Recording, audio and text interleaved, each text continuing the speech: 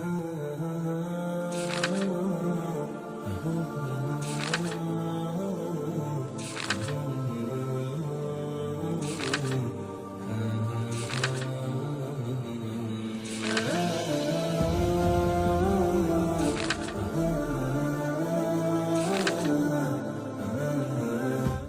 اللہ الرحمن الرحیم۔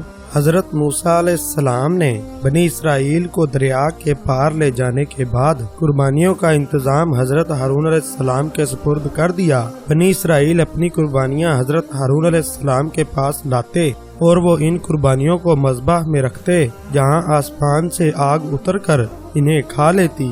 قارون کو حضرت ہارون علیہ السلام کے اس منصب پر حسد ہوا تو اس نے حضرت موسیٰ علیہ السلام سے کہا، رسالت تو آپ کی ہوئی اور قربانی کی سرداری حضرت ہارون علیہ السلام کی، میں کچھ بھی نہ رہا، حالانکہ میں تورات کا بہترین قاری ہوں، میں اس پر صبر نہیں کر سکتا۔ حضرت موسیٰ علیہ السلام نے فرمایا، یہ منصب حضرت ہارون علیہ السلام کو میں نے خود سے نہیں دیا بلکہ اللہ تعالیٰ کے حکم سے دیا ہے۔ قارون نے کہا، خدا کی قسم میں آپ کی تصدیق نہ کروں گا جب تک آپ مجھے اس بات کا ثبوت نہ دکھا دیں۔ اس کی بات سن کر حضرت موسیٰ علیہ السلام نے بنی اسرائیل کے سرداروں کو جمع کیا اور ان سے فرمایا، اپنی لاٹھیاں لے آؤ۔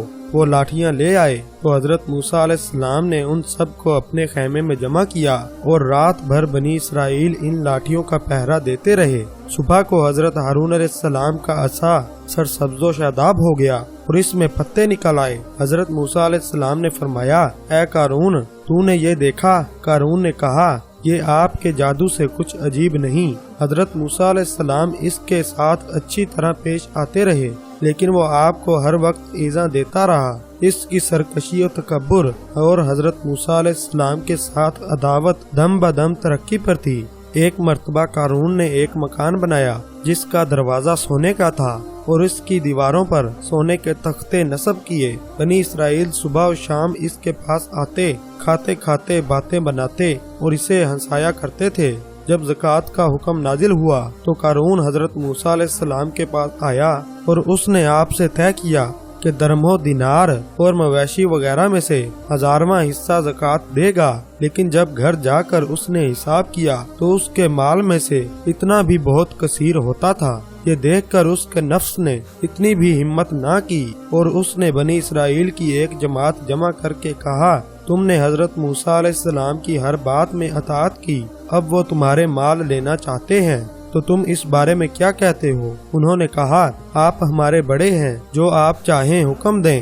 قارون نے کہا، فلانی بد چلن عورت کے پاس جاؤ اور اس سے ایک معاوضہ مقرر کرو کہ وہ حضرت موسیٰ علیہ السلام پر تہمت لگائے، ایسا ہوا تو بنی اسرائیل حضرت موسیٰ علیہ السلام کو چھوڑ دیں گے۔ چنانچہ قارون نے اس عورت کو کثیر مال اور بہت سے وعدے کر کے یہ تہمت لگانے پر تیار کر لیا اور دوسرے دن بنی اسرائیل کو جمع کر کے حضرت موسیٰ علیہ السلام کے پاس آیا اور کہنے لگا، بنی اسرائیل آپ کا انتظار کر رہے ہیں کہ آپ انہیں واعظ و نصیحت فرمائیں۔ حضرت موسیٰ علیہ السلام تشریف لائے اور بنی اسرائیل میں کھڑے ہو کر آپ نے فرمایا، اے بنی اسرائیل، جو چوری کرے گا اس کے ہاتھ کاٹے جائیں گے، جو بہتان لگائے گا اسے 80 کوڑے لگائے جائیں گے، اور جو زنا کرے گا اور اس کی بیوی نہیں ہے تو اسے 100 کوڑے مارے جائیں گے، اور اگر بیوی ہے تو اس کو سنسار کیا جائے گا یہاں تک کہ وہ مر جائے۔ یہ سن کر قارون کہنے لگا، یہ حکم سب کے لیے ہے، خواہ آپ ہی ہوں۔ حضرت موسیٰ علیہ السلام نے فرمایا، خواہ میں ہی کیوں نہ ہوں۔ قارون نے کہا، بنی اسرائیل کا خیال ہے کہ آپ نے فلاں بدکار عورت کے ساتھ بدکاری کی ہے۔ حضرت موسیٰ علیہ السلام نے فرمایا، اسے بلاؤ۔ وہ آئی تو آپ علیہ السلام نے فرمایا، اس کی قسم جس نے بنی اسرائیل کے لیے دریا پھاڑا اور اس میں راستے بنائے اور تورات نازل کی، تو جو بات سچ ہے وہ کہہ دے۔ وہ عورت ڈر گئی اور اللہ تعالیٰ کے رسول پر بہتان لگا کر انہیں ایذا دینے کی جرت اسے نہ ہوئی، اور اس نے اپنے دل میں کہا کہ اس سے توبہ کرنا بہتر ہے، اور حضرت موسیٰ علیہ السلام سے عرض کی، جو کچھ قارون کہلانا چاہتا ہے اللہ تعالیٰ کی قسم یہ جھوٹ ہے، اور اس نے آپ پر تہمت لگانے کے بدلے میں میرے لیے کثیر مال مقرر کیا ہے۔ حضرت موسیٰ علیہ السلام اپنے رب عز و جل کے حضور روتے ہوئے سجدے میں چلے گئے اور یہ عرض کرنے لگے، یا رب عز و جل، اگر میں تیرا رسول ہوں تو میری وجہ سے قارون پر غضب فرما۔ اللہ تعالیٰ نے آپ کو وحی فرمائی کہ میں نے زمین کو آپ کی فرما برداری کرنے کا حکم دیا ہے، آپ اسے جو چاہیں حکم دیں۔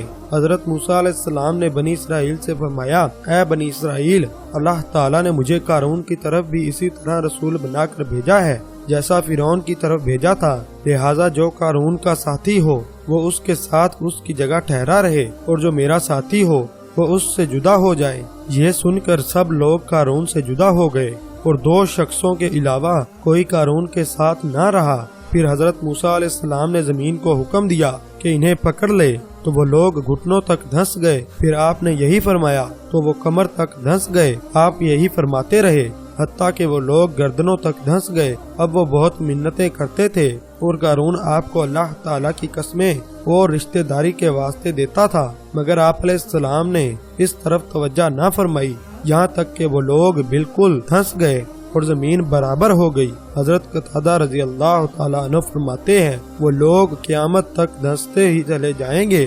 بنی اسرائیل نے قارون اور اس کے ساتھیوں کا حشر دیکھ کر کہا، حضرت موسیٰ علیہ السلام نے قارون کے مکان اور اس کے خزانے اور اموال حاصل کرنے کے لیے اس کے خلاف دعا کی ہے۔ یہ سن کر آپ نے اللہ تعالیٰ سے دعا کی تو اس کا مکان، اس کے خزانے اور اموال سب زمین میں دھنس گئے۔ جو لوگ قارون کے مال و دولت دیکھ کر اس کے خواہش مند تھے، جب انہوں نے قارون کا عبرتناک انجام دیکھا تو وہ اپنی اس آرزو پر نادم ہو کر کہنے لگے، عجیب بات ہے کہ اللہ اپنے بندوں میں سے جس کے لیے چاہتا ہے رزق وسیع کرتا ہے اور تنگ فرما دیتا ہے۔ اگر اللہ ہم پر احسان نہ فرماتا تو ہمیں بھی دھنسا دیتا۔ بڑی عجیب بات ہے کہ کافر کامیاب نہیں ہوتے۔